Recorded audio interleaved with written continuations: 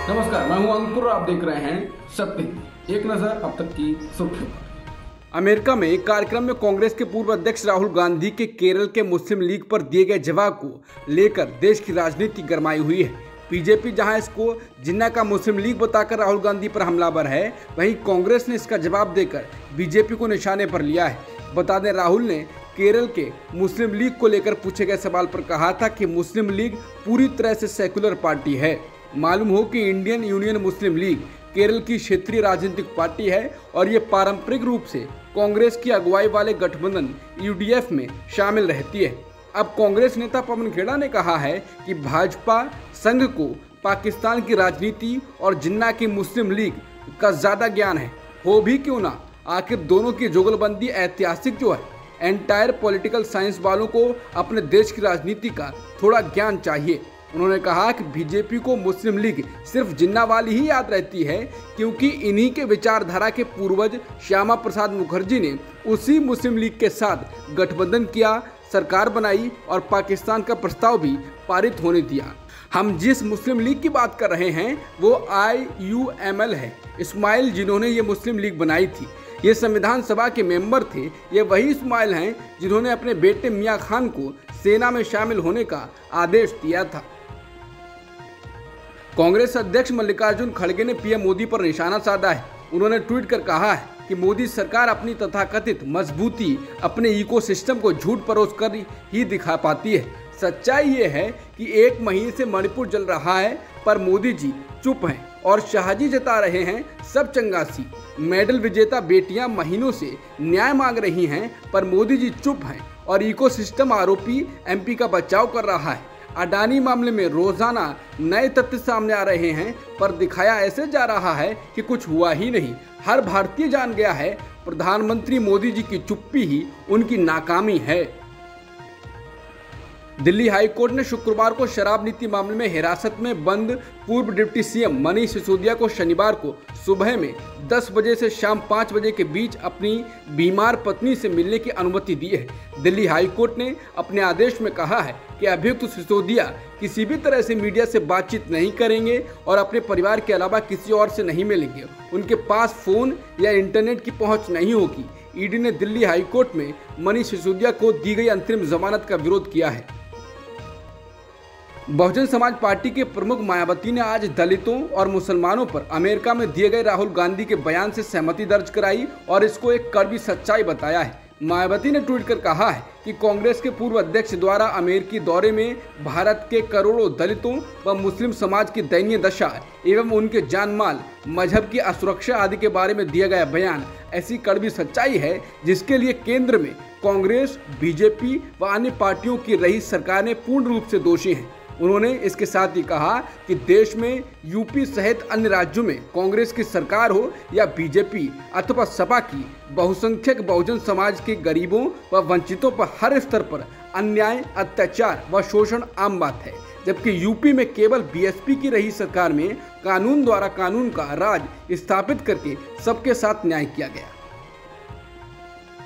पहलवानों द्वारा ब्रजभूषण पर FIR में लगाए गए आरोपों का ब्यौरा बाहर आने पर बीजेपी की सरकार और फंस गई है। बता दें, महिला पहलवान ने कहा था कि वो PM मोदी से मिली थी और उन्होंने उनके और अन्य के साथ हुए यौन शोषण के बारे में बताया था। हालांकि PM मोदी ने आश्वस्त तो किया था और कहा था कि ऐसी शिकायतों को खेल मंत्रालय द्वारा देखा जाएगा और मुझे जल्द ही खेल मंत्रालय से फोन आएगा, लेकिन कोई फोन नहीं आया। इसी को लेकर TMC सांसद महुआ मोइत्रा ने PM मोदी पर निशाना साधा है और कहा है कि महिला पहलवान आपसे मिली थी और आपको सूचित किया था और आपने उसको पूर्ण समर्थन का आश्वासन दिया था, लेकिन आपने तो कुछ नहीं किया। कांग्रेस प्रवक्ता सुप्रिया श्रीनेत ने भी महिला पहलवान की FIR में PM मोदी को बताने की बात पर उन पर निशाना साधा है। उन्होंने FIR के अंश को ट्वीट कर कहा है कि विनोद फोगाट के FIR का अंश प्रधानमंत्री मोदी, आपको तो 2021 से ही सब मालूम था, फिर ब्रजभूषण सिंह को संरक्षण क्यों दे रहे हैं, आखिर क्यों? इसके बाद PM मोदी की मुश्किलें और बढ़ सकती हैं। भारतीय कुश्ती महासंघ के प्रमुख और बीजेपी सांसद ब्रजभूषण शरण सिंह की तत्काल गिरफ्तारी की मांग को लेकर बढ़ते विरोध पर सत्तारूढ़ बीजेपी की कथित चुप्पी के बीच भाजपा की ही महाराष्ट्र सांसद प्रीतम मुंडे ने आज कहा है कि किसी भी महिला द्वारा की गई शिकायत का संज्ञान लिया जाना चाहिए। समाचार एजेंसी पीटीआई के अनुसार मुंडे ने कहा, मैं संसद सदस्य के रूप में नहीं बल्कि एक महिला के रूप में कहती हूं कि अगर ऐसी शिकायत किसी महिला की ओर से आती है तो इसका संज्ञान लिया जाना चाहिए, इसे सत्यापित किया जाना चाहिए। उन्होंने कहा कि अगर संज्ञान नहीं लिया जाता है तो लोकतंत्र में इसका स्वागत नहीं किया जाता है। मुंडे ने कहा, भले ही मैं इस सरकार का हिस्सा हूं, लेकिन ये स्वीकार करना होगा कि जिस तरह से सरकार को पहलवानों से बातचीत या संवाद करना चाहिए था वैसा नहीं हुआ है। 1983 विश्व कप विजेता क्रिकेट टीम के सदस्यों ने शुक्रवार को महिला पहलवानों को लेकर एक संयुक्त बयान जारी किया है। उन्होंने कहा है कि पहलवानों के साथ जो हुआ दुखद है, लेकिन वो मेहनत से हासिल किए गए पदकों को गंगा में ना बहाएं। बता दें, पहलवानों ने मेडलों को गंगा में बहाने का ऐलान किया था। हालांकि नरेश टिकैत ने उनको ऐसा करने से रोक लिया था और 5 दिनों का समय भी लिया था। वहीं अब 1983 विश्व कप विजेता क्रिकेट टीम के सदस्यों ने कहा है कि पहलवानों के साथ जो हुआ वो दुखद है, लेकिन वो मेहनत से हासिल किए गए पदकों को गंगा में ना बहाएं। 1983 के चैंपियन टीम ने कहा है कि पहलवानों ने देश का मान बढ़ाया है, वो जल्दबाजी में कोई फैसला ना लें। उम्मीद है कि पहलवानों की मांग सुनी जाएगी। उन्होंने कहा है कि हम अपने चैंपियन पहलवानों के साथ बदतमीजी से व्यथित और परेशान हैं। हमें सबसे ज़्यादा चिंता इस बात की भी है कि वो अपनी मेहनत की कमाई को गंगा नदी में बहाने की सोच रहे हैं। पहलवानों के समर्थन में आई कपिल देव की अगुवाई वाली 1983 वर्ल्ड कप विजेता भारतीय टीम ने कहा है कि हम चैंपियन पहलवानों के साथ बदसलूकी की तस्वीरें देखकर काफ़ी व्यथित हैं। देश की पहले विश्व कप ट्रॉफी में टीम की कप्तानी करने वाले कपिल देव ने कहा, कानून प्रबल होना चाहिए। उन्होंने कहा है, ये कोड किस लिए बना हुआ है हमारे देश में, वो है ना। कपिल देव ने इंडियन एक्सप्रेस से कहा कि इसे एक महत्वपूर्ण एंगल दिए बिना मैं चाहता हूं कि इस मुद्दे को सुलझाया जाए। इसके अलावा 83 के तेज गेंदबाज मदन लाल ने विरोध करने वाले पहलवानों से अनुरोध किया है कि वो गंगा नदी में अपने खून पसीने के पदक न फेंकें और लड़ाई जारी रखें।